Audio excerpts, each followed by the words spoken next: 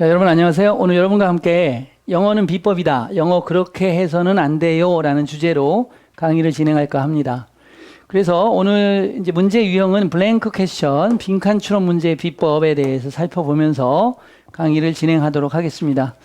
자, 빈칸 추론 문제는 출제가 탭스에서는 8문제 되죠.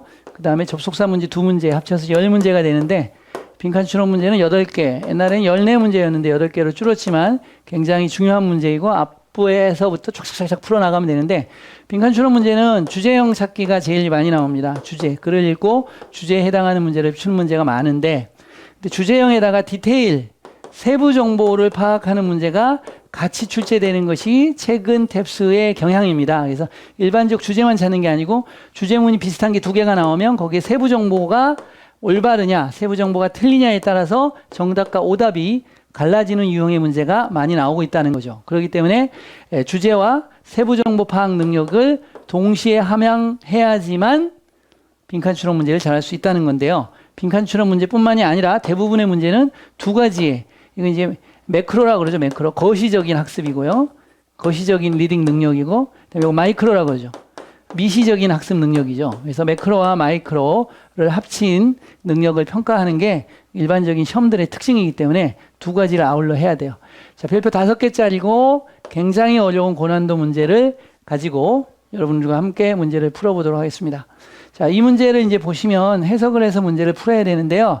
자, 볼게요. 이렇게 해서 지문이 나오고, 그 다음에 선지가 A, B, C, D 이렇게 나와 있는 문제거든요. 답으로 먼저 가보겠습니다.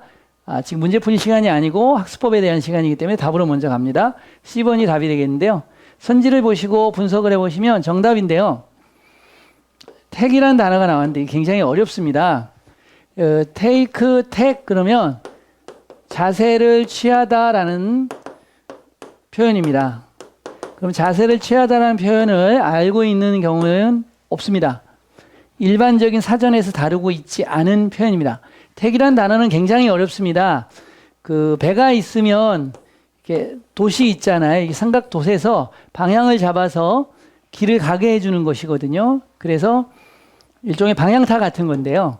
그래서 방향이란 뜻으로 많이 나와요. 방향 정책이란 뜻으로 택이 방향 정책 또는 도세 뭐 이렇게 항해에서 나오는 전문 용어로 돼 있거든요. 3가지 뜻으로 나오는데 여기서는 방향이죠. 방향 정책 이런 뜻이죠.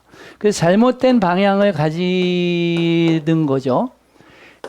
경박한 이런 얘기입니다. 경박한, 시시한 이런 뜻이죠. 리크루트먼트는 모집이고 술책이란 뜻입니다.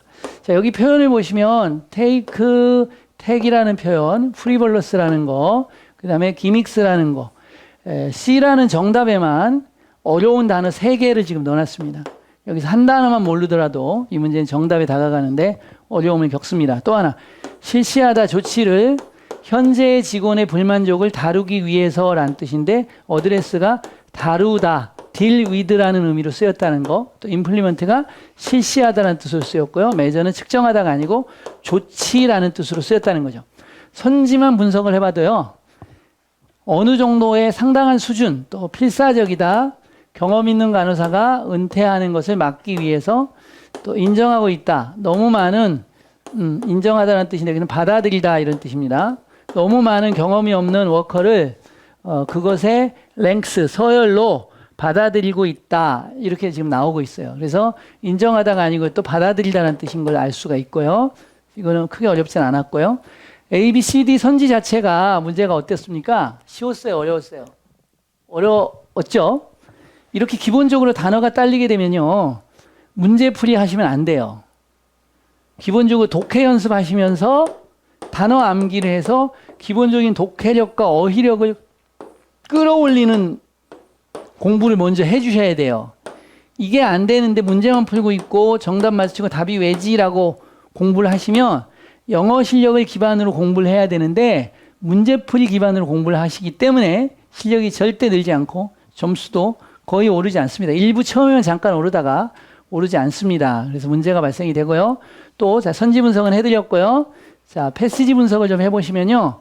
with 목적어 ing의 분사구문인데요. 보통은 이 with의 목적어 ing 분사구문을 쓰면 뭐뭐뭐 해서 뭐뭐한 채로라고 해석이 되고 순접 관계를 여러분이 알고 있지만 이게 탭스에서는 역접 관계로 출제된 경우도 대단히 많았습니다. 그래서 우리가 이제 as나 though 형이 있잖아요. 때문에냐 일지라도냐에 따라서 문맥이 달라지잖아요. 뒤에가. 이렇게 출제하는 건데 with를 쓰게 되면 이 with는 문맥에 따라서 때문에 뭐뭐 해서라는 뜻도 되고 뭐뭐뭐 일지라도라는 뜻도 되고 두 가지의 맥으로 다 쓸 수가 있어요. 순접, 역접으로. 그래서 이렇게 쓰게 되면 뒤에서 표현에 플러스를 써야 될지 마이너스를 써야 될지가 헷갈리게 되거든요. 그래서 간호사들의 수가 빠르게 줄어들어요. 이거 마이너스 나쁜 거죠. 그럼 줄어들고 있어서 의료 영역은 뭐뭐 하고 있다, 뭐 좋게 하고 있다, 나쁘게 하고 있다가 다 올 수가 지금 있는 거예요. 사이닝 보너스, 또 캐시 프라이즈, 그리고 휴가, 이것이 흔한 인센티브가 되고 있다. 새로운 고용에 대한 이런 얘기가 나왔고요. 그 다음 보시면 그러나 그 섹터가 진지하다면 리크루팅 하는데 더 많은 너스를 리크루팅 하는데 진지하다면 그러나가 나왔고 논리가 꺾였고 앞에 나와 있는 것이 마이너스였고 이것이 플러스가 되겠죠. 상은 답이 아니다라고 그랬고 그럼 상이 답이 아니니까 뭐냐? 향상, 일하는 상태, 지위 그리고 기반의 봉급이 답이다라고 얘기하고 있어요. 그래서 이것이 핵심어가 되고 이것이 정답의 클루가 되고 있는 거죠. 이게 정답의 클루가 되고 있으니까 바로 답을 풀면 되는 건데요. 그러니까 어떻게 답이 나오냐면 이렇게 되는 거죠. 프리벌러스 리크루트먼트 기믹스 어떤 경박한 모집의 술책이 바로 뭐예요? 경박한 모집의 술책이 바로 아까 말했던 뭐죠? 캐시 프라이즈를 준다든지 사이닝 보너스를 준다든지 심지어 해외여행을 보내준다든지 이런 것들이 인센티브인데 마이너스 인센티브라고 하는 거죠. 그러면 뭐가 돼야 되냐라는 거죠. 플러스 소재로는 그렇죠. 일하는 조건이 향상돼야 된다라는 플러스 또 지위도 향상돼야 되고 기반이 되는 벌급 그러니까 토대가 되는 기본급이죠. 기본급이 좋아야 된다는 얘기를 하고 있어요. 그래서 여기서는 추가적인 진술을 또 하고 있죠. 등록된 간호사의 국가적인 조사에서 49%는 보고했다.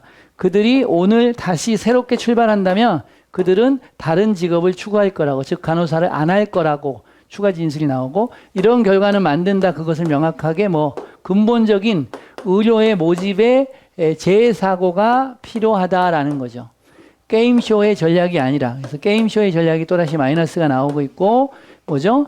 의료의 리크루트의 근본적인 재사고가 플러스가 되는 것이고 그래서 패시지를 읽을 때 여러분들이요 플러스 마이너스로 분류해서 읽게 되면 얘는 플러스의 같은 맥이고 얘는 마이너스와 같은 맥이고 이렇게 풀면 굉장히 쉽다라는 거죠.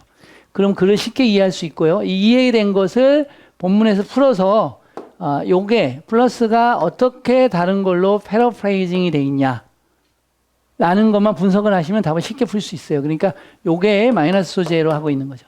이것에 있어서 이것을 가지고 잘못된 방향을 취하고 있다. 잘못된 정책을 취하고 있다가 답이 되는 겁니다. 문제 풀리는 거는 이해가시죠? 충분히 풀 수 있죠. 이렇게 해서. 그래서 퀘스천 문제 블랭크 컴플리션 문제, 퀘스천 문제 비법을 여러분한테 알려드렸는데 이 비법 아시겠어요? 뭔지 아시겠죠? 기본적인 뭐다?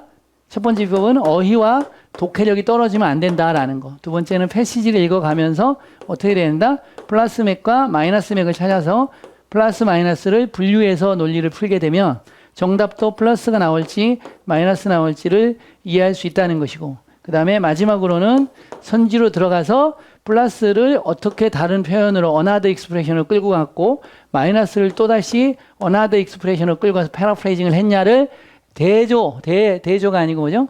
대꾸, 일치, 짝짓기, 짝짓기, 매칭만 정확히 해주시면 답을 찾는데 어렵지 않다는 겁니다. 근데 매칭할 때 어려운 부분이 바로 뭐다? 단어와 독해력이 딸리면 이 매칭에서 어휘 때문에 독해력 때문에 실수가 나온다는 겁니다. 그러면 당연히 점수를 득점하지 못하겠죠. 그래서 영어 그렇게 문제풀이 위주로 접근하지 마라. 그럼 비율을 어떻게 해야 되냐? 단어와 독해력을 늘리는데 7 정도 쓰시고 나머지 3 정도를 문제풀이에 쓰시는 게 좋다라는 거죠.